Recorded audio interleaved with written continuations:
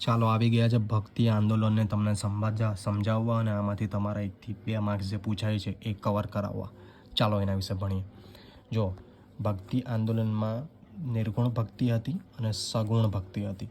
હવે આ પૂછે છે કે આ સંત કઈ ભક્તિના છે કે નીચેનામાંથી કયા સંત નિર્ગુણ ભક્તિના છે? તો કબીર, ગુરુ નાનક, રૈદાસ, દાદુ દયાળ.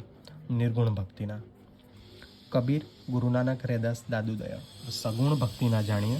રામાનંદ, રામાનુજાચાર્ય, નિંબાકાચાર્ય, માધવાચાર્ય.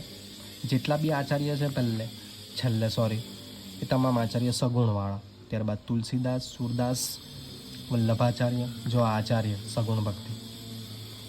ત્યાર પછી મીરાબાઈ, નરસિંહ મહેતા, શંકરદેવ, ચૈતન્ય મહાપ્રભુ. આ મીરાબાઈ, નરસિંહ મહેતા અને ચૈતન્ય મહાપ્રભુ વારંવાર પૂછવામાં આવે છે, તેમજ તુલસીદાસ. તો આ તો તમને યાદ રહેવું જ જોઈએ.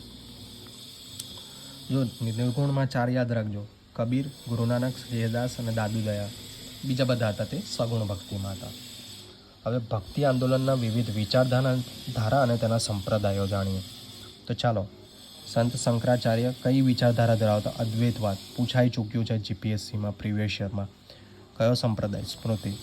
તે જ રીતે રામાનુચાર્ય, ચાલો બોલો, એ કઈ ભક્તિના હતા? નિર્ગુણ કે સગુણ? મેં તમને કીધું ને, આચાર્ય એટલે આવશે રામાનુજાચાર્ય.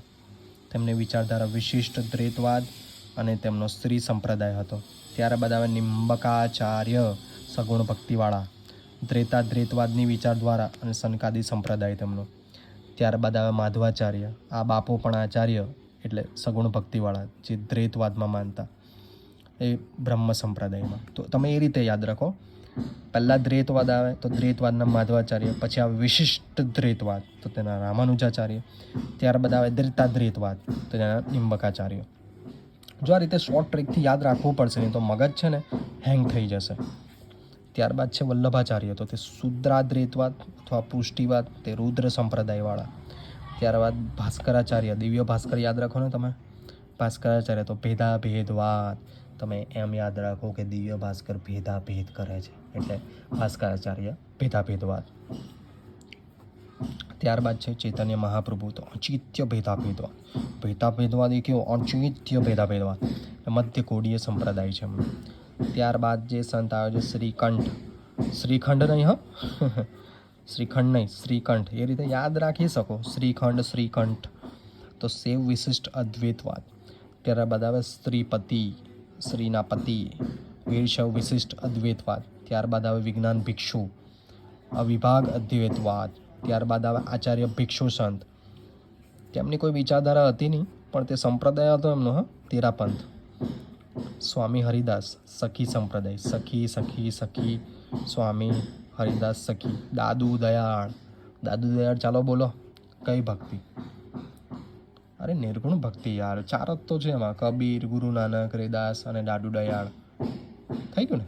દાદુ દયાળ નિર્ગુણ ભક્તિના. અને કયો સંપ્રદાય? નિર્ગુણ ભક્તિ નિપક સંપ્રદાય. ત્યારબાદ આવે રામાનંદ મેં તમને કીધું ને પહેલાં જ છે, સગુણ ભક્તિવાળા, તે રામવત સંપ્રદાયના. ત્યારબાદ આવે શ્રીચંદ, ગુરુ નાનકના પુત્ર. ખાસ યાદ રાખજો, આવું પૂછી શકે કે ગુરુ નાનકના પુત્ર એ સંતનું નામ શું છે અને તે કયા સંપ્રદાય સાથે જોડાયેલા? તો ઉદાસી સંપ્રદાય, પંજાબી છે. ઉદાસી સંપ્રદાય, શ્રીચંદ, ગુરુ નાનકના પુત્ર. તમને અમારો ભક્તિ આંદોલનનો વિડીયો કેવો લાગ્યો? લાઈક કરો, શેર કરો, અને હા, આ વિડીયો જરૂરથી આખો જોજો મિત્રો. આમાંથી 100% પ્રશ્ન આવશે. તમે એક્ઝામ આપશો ત્યારે આ વિડીયો તમને યાદ આવશે, એટલે વિડીયો ધ્યાનથી જોજો. ઓલ ધ બેસ્ટ મિત્રો. ચેનલમાં નવા હોય તો સબસ્ક્રાઈબ કરી દો.